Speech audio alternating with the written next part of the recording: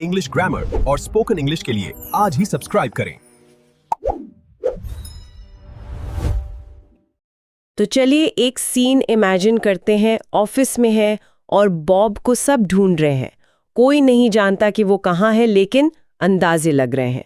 कोई कहता है he may be in his office, तो कोई कहता है he might be having lunch. आज हम इन्हीं दो शब्दों मे और माइट की गहराई में उतरने वाले हैं। देखिए, हमारे पास जो सोर्सेज हैं वो एक ग्रामर गाइड के पन्ने हैं, लेकिन हम इसे नियमों की बोरिंग क्लास बिल्कुल नहीं बनाएंगे। हमारा मिशन ये समझना है कि कब, क्यों और कैसे इन शब्दों का सही इस्तेमाल किया जाए। हम ये भी देखेंगे कि वर्तमान और अतीत की बातें करते हुए ये कैसे बदलते हैं। और एक और शब्द है कुड, वो इस पूरी कहानी में कहाँ फिट होता है। चलिए इस भाषा की गुत्थी को सुलझाते हैं। तो बॉब वाले उदाहरण से ही शुरू करते हैं। जब हम पक्के तौर पर कुछ नहीं जानते हैं तो हम मे और माइट का इस्तेमाल करते हैं। सोर्सेज भी यही कहते हैं कि ज्यादातर सिचुएशंस में, खासकर जब हम प्रेजेंट की बात कर रहे हो, तो ये दोनों लगभग एक जैसे ही है। जैसे इट मे बी ट्रू या फिर इट माइट बी ट्रू, दोनों का मतलब है शायद ये सच हो। बिल्कुल, कैजुअल बातचीत में तो इनमें कोई फर्क महसूस भी नहीं होता। पर यहाँ जो बात ध्यान देने वाली है वो है इसका स्ट्रक्चर। बहुत सीधा है। सब्जेक्ट के बाद मे या माइट आता है और फिर वर्ब का क्या कहते हैं, बेस फॉर्म, जैसे बी, डू, नो। और अगर हमें नेगेटिव में बात करनी हो तो हम मे नॉट या माइट नॉट का इस्तेमाल करेंगे। मतलब it may not be true, शायद ये सच ना हो। हाँ बिल्कुल। या फिर she might not work here any more, मतलब शायद वो अब यहाँ काम नहीं करती। ये भी एक संभावना ही जता रहा है, बस नेगेटिव अंदाज में। हम दावा नहीं कर रहे हैं, बस एक अंदाजा लगा रहे हैं। ठीक है, तो प्रेजेंट की बात तो समझ आ गई। हाँ, लेकिन बात तब और दिलचस्प हो जाती है जब हम अतीत में जाते हैं।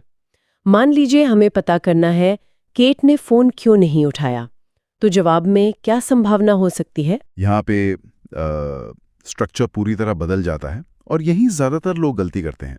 अतीत की संभावना के लिए हम हैव का इस्तेमाल करते हैं।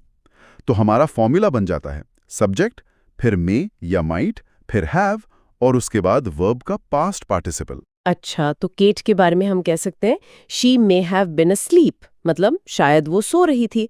और जैसा कि आप कह रहे हैं हैव हमेशा हैव ही रहेगा, चाहे सब्जेक्ट कोई भी हो। ही मे हैज गॉन नहीं, ही मे हैव गॉन। बिल्कुल सही। ये एक बहुत जरूरी पॉइंट है, हमेशा हैव। जैसे he might have known, she may have forgotten. हमारे सोर्स में एक और बढ़िया उदाहरण है। हाँ, वो बैग वाला। कोई कहता है मुझे अपना बैग कहीं नहीं मिल रहा, तो जवाब हो सकता है you might have left it in the shop, मतलब शायद तुमने उसे दुकान में छोड़ दिया होगा। वर्तमान की समस्या और उसका कारण अतीत की एक संभावित घटना में ढूंढा जा रहा है। और नेगेटिव में भी यही वजह से मैं हैरान थी कि केट कल मीटिंग में नहीं थी। तो एक वजह ये हो सकती है she might not have known about it. Exactly, she might not have known. Not हमेशा माइट और हैव के बीच में आएगा। यह संभावना को जता रहा है कि शायद उसे पता ही नहीं था। ये दावा नहीं है, सिर्फ एक अंदाजा है। ठीक है, तो अब तक का सार ये है, मे और माइट संभावना जताते हैं। वर्तमान के लिए इनका इस्तेमाल सीधा है और अतीत के लिए हैव के साथ पास्ट पार्टिसिपल का इस्तेमाल होता है। लेकिन अब इस कहानी में एक और किरदार की एंट्री होते है, कुड। हाँ, और यहीं से चीजें और भी पेचीदा और दिलचस्प हो जाती हैं। कई बार कुड का इस्तेमाल भी मे या माइट की तरह ही संभावना जताने के लिए किया जा सकता है। जैसे it's a strange story but it could be true. इसका मतलब भी वही है जो it may might be true का है। और अतीत के लिए भी, क्या मैं कह सकती हूँ you could have left your bag in the shop? बिल्कुल, इसका मतलब भी you may might have left it ही है। यहां तक तो लगता है कि ये तीनों शब्द एक ही काम कर रहे हैं। लेकिन असली ट्विस्ट तब आता है जब हम नेगेटिव वाक्यों की तरफ बढ़ते हैं। कुडंट का मतलब मे नॉट या माइट नॉट से जमीन आसमान का फर्क रखता है। अच्छा, ये तो जानना जरूरी है। कैसे? चलिए हमारे सोर्स में दिए गए उदाहरण को देखते हैं। ये बहुत कमाल का है। मान लीजिए सारा ने आपके मैसेज का जवाब नहीं दिया। पहला वाक्य है I suppose she might not have got my message. ठीक है, इसका मतलब है मुझे लगता है शायद उसे मेरा संदेश नहीं मिला होगा। ये एक संभावना है। हाँ, एक अंदाजा। हो सकता है मिला हो सकता है ना मिला हो। अब दूसरा वाक्य सुनिए, सारा couldn't have got my message. इसका मतलब ये नहीं है कि शायद उसे संदेश नहीं मिला। इसका मतलब है ये हो ही नहीं सकता कि सारा को मेरा संदेश मिला हो। ये असंभव है। अरे वाह, मतलब माइट नॉट हैव एक संभावना है, जबकि कुडंट हैव एक तरह की निश्चितता है, किसी चीज के न होने की निश्चितता। प्रिसाइसली। कुडंट हैव का इस्तेमाल आप तब करते हैं जब आपके पास कोई सबूत या ठोस वजह होती है ये मानने के लिए कि कुछ हुआ ही नहीं। जैसे आपको बाद में पता चलता है कि सारा का फोन तो कल से बंद था, तब आप कहेंगे ओह she couldn't have got my message, her phone was of. आपने एक संभावना को खारिज कर दिया है। ये तो बहुत बड़ा अंतर है। तो अगर हम अपनी बॉब वाली कहानी पर वापस जाएं, मान लीजिए कोई कहता है maybe Bob went to the airport, और मुझे पता है कि ऑफिस की इकलौती कार बाहर खड़ी है, तो मैं कह सकती हूँ he couldn't have gone to the airport, the car is still here. मैं ये नहीं कहूंगी he might not have gone to the airport. बिल्कुल सही पकड़ा आपने। He might not have gone का मतलब होगा शायद वो नहीं गया हो, जिसमें यह भी छिपा है कि शायद चला भी गया हो। लेकिन ही कुडंट हैव गॉन उस संभावना को पूरी तरह से खत्म कर देता है। ये एक लॉजिकल डिडक्शन है, कोई अंदाजा नहीं। यही इस पूरी बातचीत का सबसे जरूरी इनसाइट है। तो ये सिर्फ शब्द का चुनाव नहीं है, ये इस बात का चुनाव है कि आप अपनी बात में कितनी निश्चितता दिखाना चाहते हैं।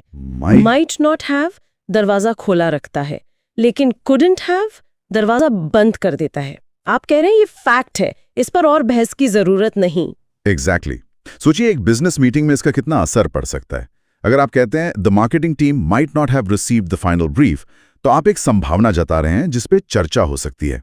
लेकिन अगर आप कहते हैं the marketing team couldn't have received the final brief because the email server was down, तो आप एक तथ्य पेश कर रहे हैं जो चर्चा की दिशा ही बदल देगा। ये तो कमाल है, एक छोटे से शब्द का हेरफेर और मतलब पूरी तरह से बदल गया। यही तो सही अंग्रेजी बोलना नहीं है, ये अपनी बात को असरदार तरीके से रखना है। यही तो भाषा की खूबसूरती है। नियम सतह पर होते हैं, लेकिन असली मतलब और असर गहराई में छिपा होता है। तो अगर हम इस पूरी चर्चा को समेटें तो क्या निकल कर आता है? संक्षेप में, मे और माइट ये संभावनाओं की दुनिया के राजा हैं। वर्तमान हो या अतीत, ये अंदाजा लगाने के लिए हमारे सबसे अच्छे दोस्त हैं। और इनके बीच का अंतर बहुत बारीक है, फॉर्मेलिटी और संभावना की डिग्री का। अतीत की बात करते हुए हैव के साथ वर्ब का तीसरा फॉर्म लगाना कभी ना भूलें। और सबसे बड़ा सबक, कुड के नेगेटिव फॉर्म से सावधान रहें। कुडंट हैव का मतलब शायद नहीं, बिल्कुल नहीं है। इसका मतलब है असंभव। ये एक संभावना नहीं, बल्कि एक निष्कर्ष है। She might not have come और शी कुडंट हैव कम दो अलग अलग कहानियां हैं। बिल्कुल। पहला एक सवाल है, दूसरा एक जवाब। जाते जाते एक विचार छोड़ जाते हैं जिस पर सोचा जा सकता है। हमारे सोर्सेज ने मे, माइट और कुड के इन तकनीकी पहलुओं पर तो रोशनी डाली, लेकिन उन्होंने इस बात पर ज्यादा चर्चा नहीं की कि हम असल जिंदगी में इन शब्दों को भावनात्मक रूप से कैसे इस्तेमाल करते हैं। आपका मतलब क्या किसी को दिलासा देते हुए don't worry it might not be that bad कहना it may not be that bad कहने से ज्यादा नरम लगता है? क्या माइट का इस्तेमाल हमारी बात को कम डरावना या कम सीधा बनाता है? अगली बार जब आप कोई फिल्म देखें या किसी से अंग्रेजी में बात करें तो सिर्फ ग्रामर पर नहीं, बल्कि इन शब्दों से पैदा होने वाले एहसास पर ध्यान दें। भाषा के नियम जानना एक बात है, पर उसके संगीत को समझना बिल्कुल दूसरी।